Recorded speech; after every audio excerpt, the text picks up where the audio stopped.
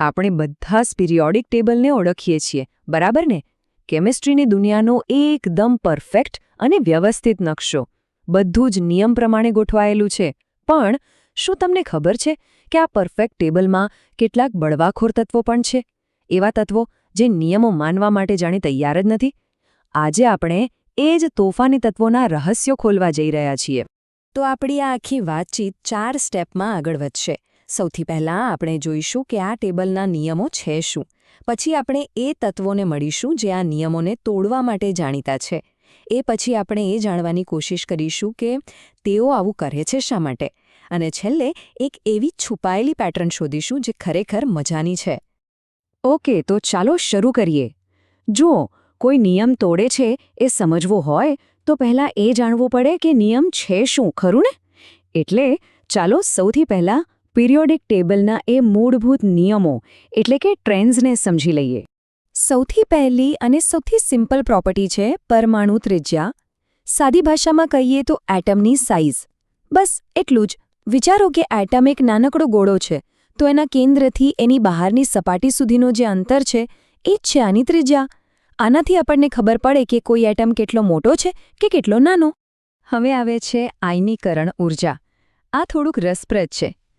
આનો સીધો મતલબ છે કે કોઈ એટમ પોતાના સૌથી બહારના ઇલેક્ટ્રોનને કેટલી મજબૂતીથી પકડી રાખે છે.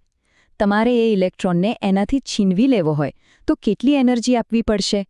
જેટલી વધારે મહેનત કરવી પડે, જેટલી વધારે તાકાત લગાડવી પડે, એટલી આયનીકરણ ઊર્જા વધારે.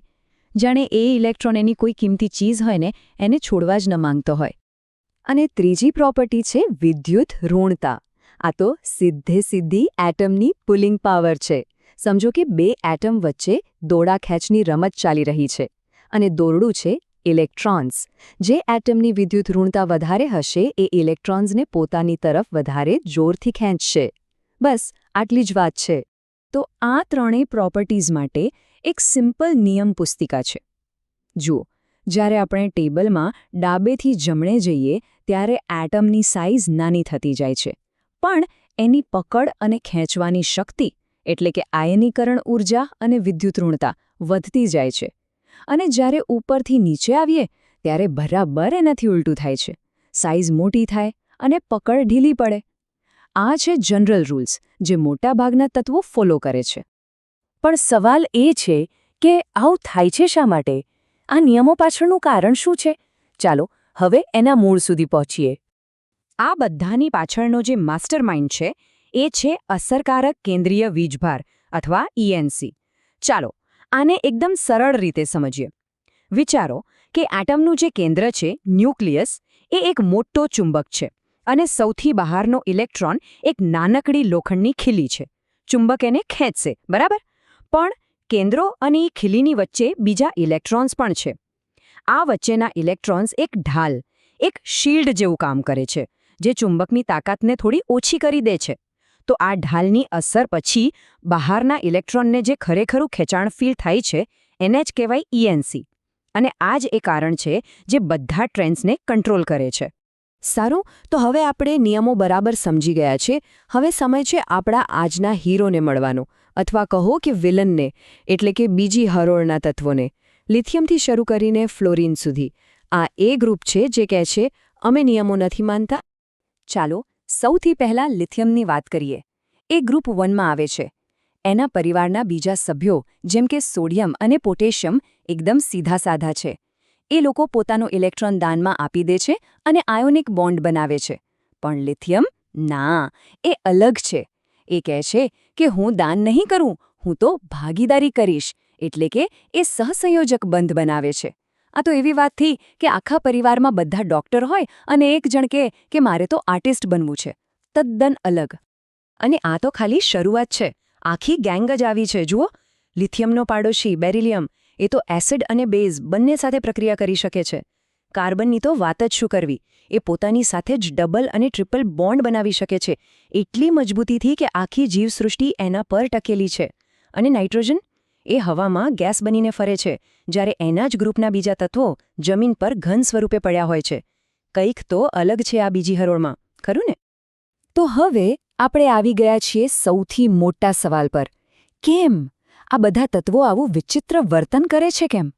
ચલો હવે આ રહસ્ય પરથી પડદો ઉઠાવીએ. આની પાછળ મુખ્યત્વે 4 કારણો જવાબદાર છે. આ 4 કારણોને ધ્યાનથી સમજીએ. પહેલું કારણ છે એમની નાની સાઇઝ. આ બધા તત્વો પોતપોતાના ગ્રુપમાં સૌથી નાના છે, એકદમ ટચુકડા. બીજું, નાની સાઇઝ હોવાથી એમનું ન્યુક્લિયસ બહારના ઇલેક્ટ્રોનની બહુ નજીક હોય છે, એટલે એમની વિદ્યુત ઋણતા એટલે કે ઇલેક્ટ્રોન ખેંચવાની તાકાત જબરદસ્ત હોય છે. ત્રીજું, એમનો વીજભાર અને ત્રિજ્યાનો ગુણોત્તર બહુ મોટો હોય છે, મતલબ એમનો પાવર એક નાનકડી જગ્યામાં પેક થયેલો છે. અને ચોથું, જે સૌથી અગત્યનું છે, એમની પાસે બોન્ડિંગ માટે જગ્યા ઓછી છે. એમની પાસે માત્ર s અને p ઓર્બિટલ્સ જ છે, જ્યારે એમનાથી મોટા તત્વો પાસે d ઓર્બિટલ્સ પણ હોય છે. આ ચોથો પોઈન્ટ ખરેખર બધું બદલી નાખે છે. અહીં જુઓ, બોરોન, એની પાસે બોન્ડ બનાવવા માટે કુલ 4 જ ઓર્બિટલ્સ એટલે કે સ્લોટ છે. એટલે વધુમાં વધુ 4 બોન્ડ બનાવી શકે, જેમ કે BF4- માં.